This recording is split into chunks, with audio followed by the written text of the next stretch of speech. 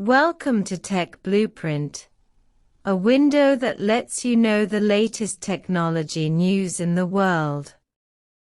The price of a Snapdragon 8 Gen 3 chip has soared to about $200, which is nearly 1,500 yuan when converted into RMB. Think about it, this is just the cost of the chip. If domestic mobile phone manufacturers want to work hard on imaging, screens, satellite communications, etc., the price of 3,000 to 4,000 yuan may not even touch the edge. It's not over yet. This 1,500 yuan is just the cost of the chip. Add to that a bunch of expenses, such as marketing and transportation. It's unreasonable not to sell a fully configured Snapdragon 8 Gen 3 flagship phone for 5,000 or 6,000 yuan. I used to think that I could get an all-round flagship phone for 3,000 or 4,000 yuan. But now it seems that it's just a daydream. The cost is here, and no one can do anything. Seeing the price of Snapdragon 8 Gen 3 soaring, many friends said, "I can't afford it." Thinking back to the years when Huawei was stuck in North America, Kirin chips also quietly left the market, which became one of the reasons why Qualcomm Snapdragon chips are asking for sky-high prices. In the final analysis, it is because there is no rival that the price of Qualcomm Snapdragon chips has risen so outrageously. However, good news has also come. Huawei has returned strongly with the Kirin 9000S, and the outside world has also made various comments on this chip. Some people say that the Kirin 9000S is not inferior to the mainstream flagship chips, and it must be supported. But some people think that the Kirin 9000S is a 7nm chip after all, and it is still a long way behind the most advanced 3nm flagship chip, and it is not time to be self-satisfied. So, the question is, how big is the gap between the Kirin 9000S and the Snapdragon 8 Gen 3? When evaluating a chip, performance running points are definitely an important indicator, but not all. It must also be comprehensively judged in combination with word of mouth, experience, and actual performance. To be honest, if you only look at the running points, the Kirin 9000S is indeed behind, and it is not just a little behind. But if you combine the actual experience and word of mouth, the Kirin 9000S is not that bad. With the hot sales of Huawei Mate 60 series, the shipment volume of Kirin 9000S is also rising steadily.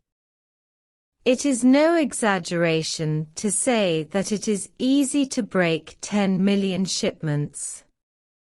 Some institutions also predict that the shipment volume of Huawei Mate 60 series can exceed 20 million units. According to this estimate, the popularity of Kirin 9000S is not inferior to that of Snapdragon 8 Gen 3, or even better. Compared with Snapdragon 8 Gen 3, Kirin 9000S has a unique advantage, That is, it has the support and optimization of Harmony OS system. Both the system and the chip are from their own home, so it is naturally easy to adjust them, which can make the chip play the maximum performance. This is something that Qualcomm Snapdragon chips can't compare with. Most Snapdragon 8 Gen 3 flagship phones are purchased Qualcomm chips. Even if the mobile phone manufacturers and Qualcomm jointly adjust the chips, it takes time to run in. They can't be like Huawei, where the body and mind are one, to achieve the most appropriate, extreme and ideal state. In general, if you compare the running points, Kirin 9000S is indeed not a match for Snapdragon 8 Gen 3.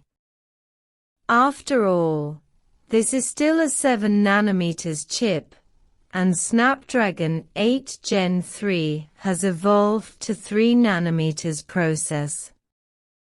But if you compare the experience and reputation, Kirin 9000S may not lose.